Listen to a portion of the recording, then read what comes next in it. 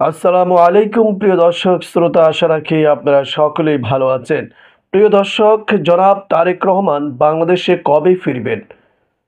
কতবার আমরা শুনেছি তিনি অমুক মাসে ফিরবেন, তিনি এই সমস্যার সমাধান হলে তারপরেই ফিরবেন। এই ধরনের অনেক কিছু, অনেক সময়, অনেক তারিখ, অনেক নেতাদের মুখ থেকে আমরা বিভিন্ন বিবৃতির মাধ্যমে, বক্তৃতার মাধ্যমে আমরা শুনতে পাই। প্রিয় দর্শক, জনাব তারেক রহমান বাংলাদেশে ফেরার সময় এসেছে। অনেকে ভাবছেন তাহলে কি তিনি নির্বাচিত হলে প্রধানমন্ত্রী হবেন, এই নিশ্চয়তা পেলেই বাংলাদেশে ফিরবেন?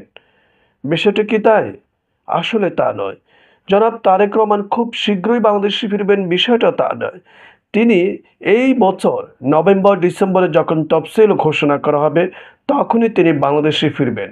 এটা কিন্তু এখন আমার বানানো কথা নয়, অন্য কোনো হালকা ধরনের নেতাদের মুখের কথা নয়।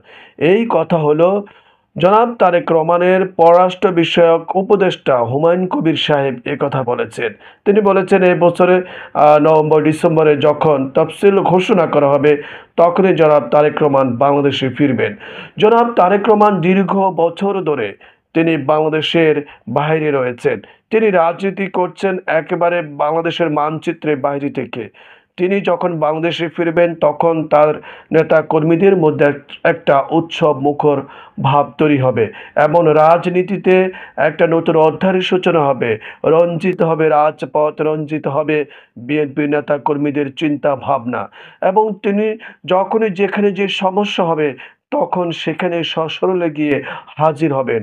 তার মুখ থেকে তার নেতা কর্মীরা তার নেতৃত্বের গুণ দেখতে পাবে, তার নেতৃত্বেও দেখতে পাবে। এটাই হলো তার নেতা কর্মীদের প্রত্যাশা।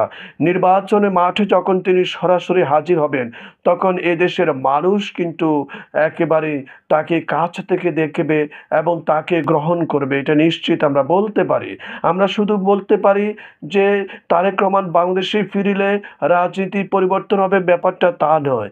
বিএনপির মধ্যে যে চাঁদাবাজি চলছে, বিএনপির মধ্যে যে অরাজকতা সৃষ্টি হয়েছে, যে বিশৃঙ্খলা সৃষ্টি হয়েছে, নেতৃত্বের শূন্যতা রয়েছে, কমান্ডিং যে শূন্যতা রয়েছে, সেটা কিন্তু অনেকটাই দূরীভূত হয়ে যাবে। জনাব তারেক রহমান তিনি জানেন তিনি কিন্তু এখন বড় ধরনের একজন নেতায় পরিণত হয়েছেন।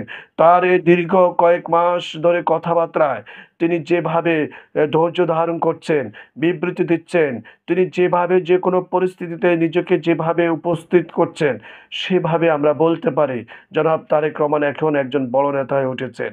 তিনার বয়স কিন্তু এখন ৬০ হয়েছে। নেতৃত্বের গুণ এখন তার মধ্যে তৈরি হয়েছে। প্রধানমন্ত্রিত্বের গুণ তার মধ্যে তৈরি হয়েছে। তিনি বাংলাদেশে আসলে নির্বাচনে জয়ী হলে যখন প্রধানমন্ত্রী হবেন তখন তিনি এই বাংলাদেশকে অবশ্যই ভালো কিছু উপহার দিবেন।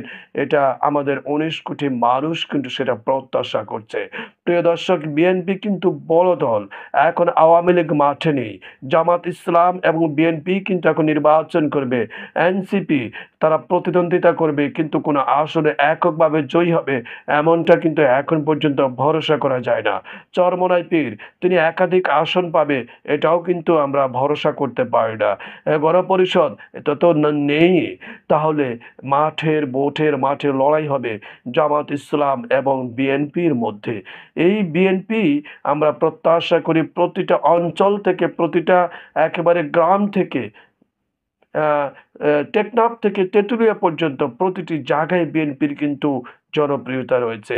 দেখা যাক জনাব তারেক রহমান যখন তফসিল ঘোষণা হবে ১ নভেম্বর ডিসেম্বরের দিকে, তখন বাংলাদেশে ফিরে আসার পর রাজনীতির পরিস্থিতি এবং তখনকার রাজনীতিক যে মাঠ সেটা কিভাবে সাজে সেটাই কিন্তু আমরা দেখব।